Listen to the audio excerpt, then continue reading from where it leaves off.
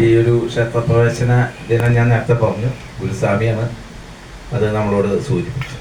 ഗുരുസ്വാമി എല്ലാ ചൊവ്വാഴ്ചയും 11 മണിക്ക് ടോക്കിംഗ് പാർലറിനും എല്ലാ വ്യാഴാഴ്ചയും വൈകുന്നേരം 4 മണിക്ക് ഗുരുവായൂർ പെരുമയ്ക്കും കൃത്യമായി മുടങ്ങാതെ വന്നുകൊണ്ടിരിക്കുന്ന വ്യക്തിത്വമാണ്.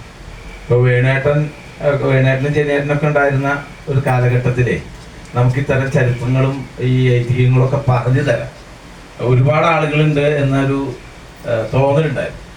ഇപ്പോൾ ഇത്രയും കാര്യങ്ങൾ അറിയുന്ന വളരെ അപൂർവ ആളുകളുടെ ഒരാളാണ് ഗുരുസ്വാമി. ഗുരുസ്വാമിയെ സ്നേഹത്തോടു കൂടി മുഖ്യ പ്രഭാഷണത്തിനായിട്ട് ക്ഷണിക്കും.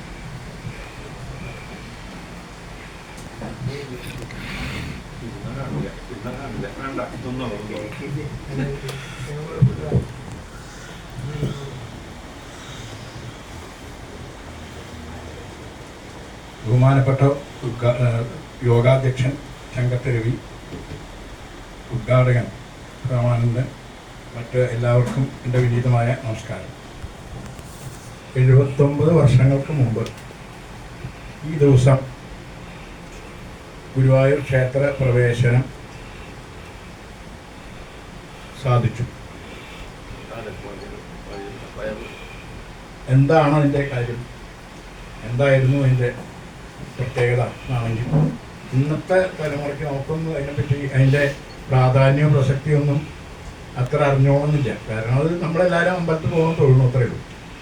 അന്നങ്ങനെയല്ല. നമ്മുടെ ഹിന്ദു സഹോദരന്മാർക്ക് എല്ലാവർക്കും ക്ഷേത്രത്തിൽ പ്രവേശിക്കാനുള്ള അധികാര അവകാശം ഉണ്ടായിരുന്നില്ല. അതായത് ഹിന്ദുക്കൾ തന്നെ സവർണർക്ക് മാത്രമേ ഉണ്ടായിരുന്നുള്ളൂ, അവർണർക്കില്ല. അങ്ങനെ ഒരു കാലഘട്ടമായിരുന്നു. അവർക്ക് പ്രവേശനമില്ല. അപ്പം അങ്ങനെ അതിനെതിരായിട്ട് അന്നത്തെ നമ്മുടെ സവർണരായിട്ടുള്ള ആൾക്കാർ തന്നെയാണ് അത് മുൻകൈയെടുത്ത് അതിനുവേണ്ടി നയിച്ച ഒരു ഇതായിരുന്നു ക്ഷേത്രപ്രവേശന സത്യാഗ്രഹം. ക്ഷേത്രപ്രവേശന സത്യാഗ്രഹം ആരംഭിച്ചത് നേരത്തെ 1931 നവംബർ 1-ാം തീയതിയാണ് ആരംഭിച്ചത് എന്ന് പറഞ്ഞു. അപ്പം അതിനു മുമ്പ് തന്നെ അതിനൊരു പെട്ടെന്ന് അന്ന് തുടങ്ങിയതല്ല. അതിനു മുമ്പ് തന്നെ ഒരു അഭിപ്രായ സ്വരൂപീകരണമൊക്കെ ഉണ്ടായിരുന്നു. അതിൻ്റെ മുന്നോടിയായിട്ട് ഈ ഇവിടെ തിരുവാങ്കൂറിലെ വൈക്കം സത്യാഗ്രഹം 24-ാണ് തുടങ്ങിയത്. അതിൻ്റെ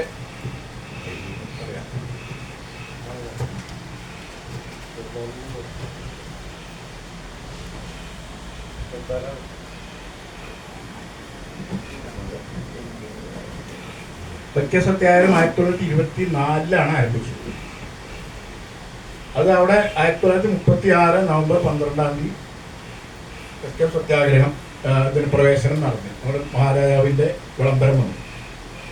ഇപ്പോൾ ഗുരുവായൂർ ക്ഷേത്രത്തെ സംബന്ധിച്ചിടത്തോളം പ്രധാനപ്പെട്ട 3-4 ഘടകങ്ങളുണ്ടായിരുന്നു. ഇന്നത്തെ ആധ്യാത്മിക കാര്യത്തിൽ മാത്രമല്ല, ഭൗതികമായാലും സാംസ്കാരികമായാലും കലാപരമായിട്ടുള്ളൊക്കെ അഭിവൃദ്ധിക്ക് നിദാനമായ 2-3 കാര്യങ്ങളുണ്ട്. അതിൽ ഒന്ന് 1952 മകരത്തിൽ മകരം നാള് നടന്ന സ്വർണ്ണക്കൊടിമരം സ്ഥാപിക്കുക. അതിന് ശേഷമാണ് ഈ ഐശ്വര്യം ഇങ്ങനെ വന്നതെന്ന് പറഞ്ഞു കേട്ടിട്ടുണ്ട്, വർദ്ധിച്ചു വന്നത്. അതുപോലെ അഗ്നിബാധ 70 നവംബർ 29-ാം തീയതി രാത്രി നടന്ന ക്ഷേത്രത്തിലുണ്ടായ അഗ്നിബാധ, ആ കത്തി കയറുക എന്ന് പറയില്ലേ, അങ്ങനെ ഒരു ഇതായിരുന്നു. അതിനുശേഷമാണ് ഇത്രയും പ്രചാരവും തിരക്കും കാര്യങ്ങളൊക്കെ വന്നത്. പിന്നെ അതുപോലെ തന്നെ അതിനോട് തുടർന്ന് തന്നെ 1971 മാർച്ച് 10-ാം തീയതി ഉണ്ടായ ഭരണമാറ്റം. അന്ന് ട്രസ്റ്റിമാരായിരുന്നു ഗുരുവായൂർ ദേവസ്വം ഭരിച്ചിരുന്നത്. കോഴിക്കോട് സാമൂതിരിപ്പാടും മല്ലിശ്ശേരി മുമ്പ് കോ ട്രസ്റ്റി ആയിട്ട് അങ്ങനെ 2 ട്രസ്റ്റിമാരായിരുന്നു ഭരിച്ചിരുന്നത്. 71 മാർച്ച് 10-ാം തീയതിയാണ് ഈ മാനേജിംഗ് കമ്മിറ്റി നിലവിൽ വന്നത്. അത് ഈ അഗ്നിബാധയുടെ അതിൻ്റെ പോരായ്മകളെ കൂടിയിട്ട് കമ്മീഷൻ വെച്ച് അന്വേഷിച്ചു. അതിൽ പറഞ്ഞു ഭരണത്തിൻ്റെ ഇതുണ്ട്, പൊതു ഭരണ സമ്പ്രദായം വരണം എന്ന് പറഞ്ഞു. കാരണം മറ്റതൊരു പ്രൈവറ്റ് ഇതുപോലെയായിരുന്നു. സാമൂതിരിപ്പാടും മല്ലിശ്ശേരിയും കൂടിയായിട്ടുള്ള ഭരണം അന്ന് ഇതുണ്ടായിട്ടല്ല, പക്ഷെ അതിനേക്കാൾ കുറച്ചുകൂടി പൊതുവായിട്ടുള്ള ഒരു ഭരണം വരണം എന്ന് പറഞ്ഞിട്ട് അന്ന് കേരളത്തിലെ അങ്ങോളം ഇങ്ങോളം ഇല്ല പ്രധാനപ്പെട്ട വ്യക്തികളെ എല്ലാം ചേർത്തുകൊണ്ട് ഒരു പൊതു ഭരണസമിതി നിലവിൽ വന്നു. അത് സർക്കാർ നോമിനേറ്റ് ചെയ്ത വളരെ പ്രശസ്തരായിട്ടുള്ള വ്യക്തികൾ വന്ന് അവരുടെ നേതൃത്വത്തിലുള്ള ഒരു ഭരണസമിതി നിലവിൽ വന്നു. ആ ഭരണസമിതി 1971 മാർച്ച് മാസം 10-ാം തീയതി ചുമതലയേറ്റു. അതിനുശേഷമാണ് ഇന്നത്തെ കാണുന്ന ഭരണസമിതിയുടെ ഒരു സമ്പ്രദായങ്ങൾ. അതൊക്കെ വളരെ ഭരണപരമായ മാറ്റങ്ങളിൽ വന്നു. അത് പൊതു സ്വഭാവം വന്നു ക്ഷേത്രത്തിന്. അതൊക്കെ വളരെ വ്യത്യാസം വന്നു. അങ്ങനെ ഒരു 3-4 ഘടകങ്ങളാണ് നമ്മുടെ ഗുരുവായൂർ ക്ഷേത്രത്തിൻ്റെ ഇന്ന് നാം കാണുന്ന ഈ അഭിവൃദ്ധി ഇതൊക്കെ വരാനുള്ള കാരണത്തിന് നിദാനമായിട്ടുള്ളത്. അപ്പോൾ അതിൽ പ്രധാനമാണ് ഈ ക്ഷേത്രപ്രവേശനം. ഇപ്പോൾ ക്ഷേത്രപ്രവേശനം വരുമ്പോൾ എല്ലാ ഹിന്ദുക്കൾക്കും പ്രവേശനം ആവാം എന്ന് വരുമ്പോൾ അതുതന്നെ വാസ്തവത്തിൽ വളരെ ഒരു ഇതായിരുന്നു. ഇന്നിപ്പോൾ എല്ലാവർക്കും നമുക്ക് വളരെ സ്വാതന്ത്ര്യം തൊഴാനുള്ള ഒരു സംവിധാനമുണ്ട്.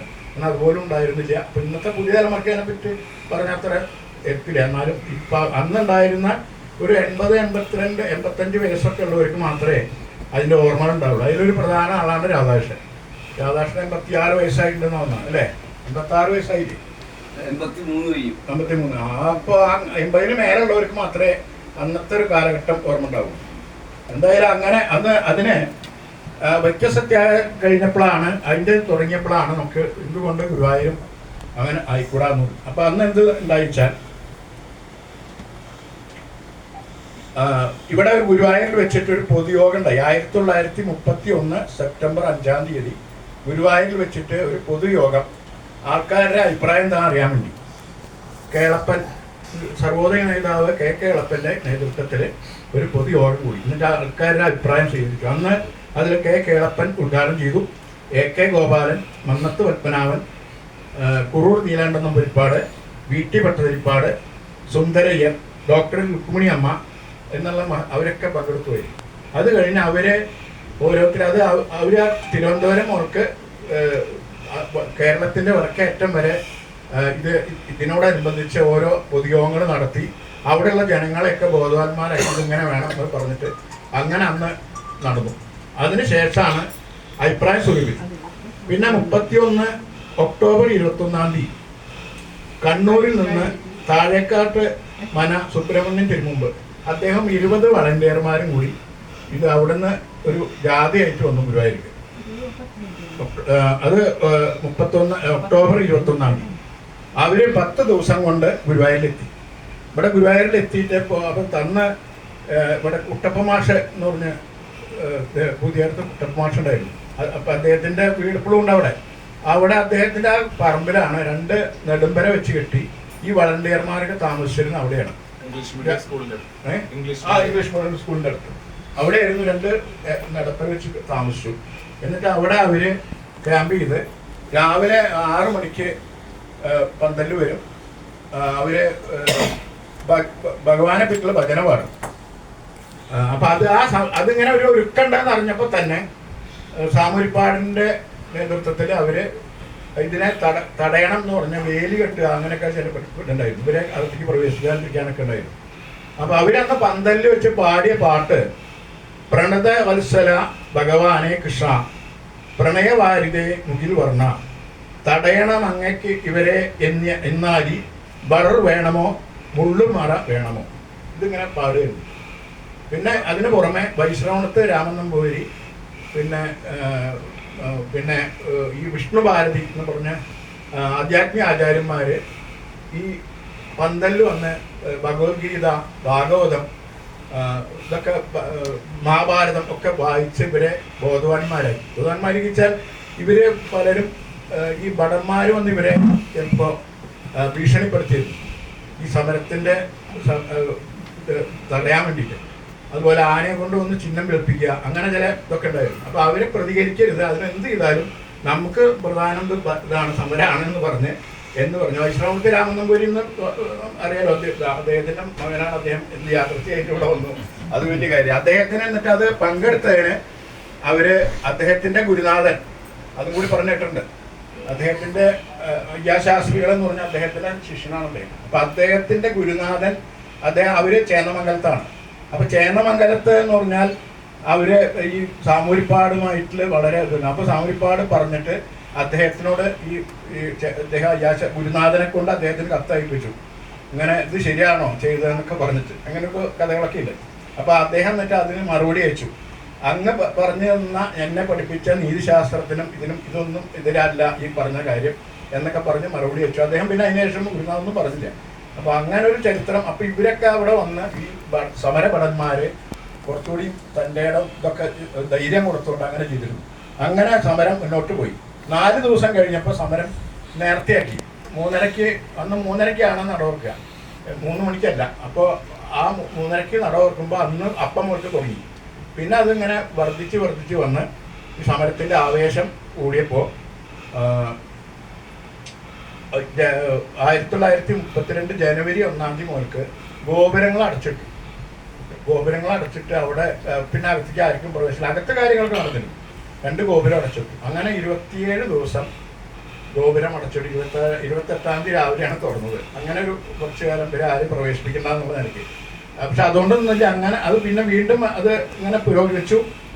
പിന്നെ അദ്ദേഹം ഈ നവംബർ 1 തീയതി സമരം ആരംഭിച്ചു. നവംബർ 4 മുതൽക്ക് അതിരാവിലെ 3:30 പിന്നെ ജനുവരി 1 മുതൽക്ക് ഗോപുരം അടച്ചിട്ടു 27 ദിവസം. പിന്നെ ഫെബ്രുവരി അപ്പോൾ അത് കഴിഞ്ഞപ്പോൾ ജനങ്ങളുടെ പബ്ലിക്കിൻ്റെ ഒരു ഇത് വന്നു എന്ന് പറഞ്ഞപ്പോൾ കലക്ടർക്ക് ഇടപെട്ടു. അന്നത്തെ കലക്ടർ TB സ്റ്റൈൽ എന്ന് പറഞ്ഞ ആൾ, അദ്ദേഹം അതുപോലെ പോലീസ് കമ്മീഷണർ ഒരു AC മാർട്ടി, പാലക്കാട് തുക്കിടി സാഹിബ്, കാർഷൽ സെൻ എന്ന് പറഞ്ഞ അദ്ദേഹം കൂടി ഇവിടെ വന്നിട്ട് അവർ ഈ സമര നേതാക്കളെയും ദേവസ്വത്തിൻ്റെ ഭാരവാഹിയൊക്കെ ചർച്ച നടത്തി. എന്താണ് സംഭവം, അത് എങ്ങനെ പരിഹരിക്കാം എന്നൊക്കെ പറഞ്ഞിട്ട് അദ്ദേഹം വളരെ ചർച്ചകൾ നടത്തി. എന്നിട്ട് ആ ചർച്ച കഴിഞ്ഞ് അവർ എൻക്വയറി വെച്ച് പിന്നെ ഫെബ്രുവരി 19 തീയതി അവിടെ ചാവക്കാട് വെച്ചിട്ട് ഒരു പൊതുയോഗം. ഇവരൊക്കെ എല്ലാവരും വിളിച്ച് എന്താണ് നിങ്ങളുടെ ഇങ്ങനെ സംഭവം ഉണ്ടെന്ന് പറഞ്ഞു. പിന്നെ ഫെബ്രുവരി 25 തീയതി പാലക്കാട് വെച്ചിട്ടൊരു പൊതുയോഗം ഉണ്ടായി ഈ ഇതിനെക്കുറിച്ചൊക്കെ എന്താണെന്ന് അറിയാൻ വേണ്ടി. പിന്നെ ഏപ്രിൽ 5 തീയതി തുക്ലി സാഹിബിൻ്റെ ഒരു ഉത്തരവ് വന്നു. അതായത് ഈ വടക്കേ നട ഒഴികെ, വടക്കേ അമ്പലക്കുളത്തിൻ്റെ ആ ഭാഗം ഒഴികെ ബാക്കിയൊക്കെ റോഡുകൾ അമ്പലത്തിൻ്റെ സൈഡിൽ കൂടെയൊക്കെ സഞ്ചാര സ്വാതന്ത്ര്യം എല്ലാവർക്കും നടക്കാം എന്നുള്ളൊരു ഉത്തരവ് വന്നു. അത് വളരെ പ്രമാദമായിട്ടുള്ള അതുവരെ ഇല്ല, അവിടെ തടഞ്ഞിരുന്നു, അതിൽ വെച്ച് തടഞ്ഞിരുന്നു. ഈ അവർണർക്ക് പ്രവേശനം ഉണ്ടായിരുന്നു, അങ്ങനെ ഉണ്ടായിരുന്നു. അത് അങ്ങനെ അല്ല, അത് പബ്ലിക് റോഡായിട്ട് ഈ തുക്കിടി സാഹിബ് അവര് ഇത് ഇട്ടു, ഓർഡർ ഇട്ടു. അപ്പൊ അത് ഈ സമരാനുകൂലികൾക്ക് ഒരു വിജയമായിട്ടൊന്ന് പ്രചോദനമായി തോന്നിയാണ്. പിന്നെ അങ്ങനെ സെപ്റ്റംബർ 22 തീയതി ഈ ഇവര് അതിൻ്റെ ഇടയ്ക്ക് ഇവരിങ്ങനെ മഹാത്മാഗാന്ധിയുമായിട്ട് ഈ ചർച്ച ചെയ്തിരുന്നു, കത്തുകളയക്കും. കാരണം ഇന്ത്യൻ നാഷണൽ കോൺഗ്രസ് നടത്തിയിരുന്ന ഈ സ്വാതന്ത്ര്യ സമരത്തിന്റെ ഭാഗമായി ഗുരുവായൂർ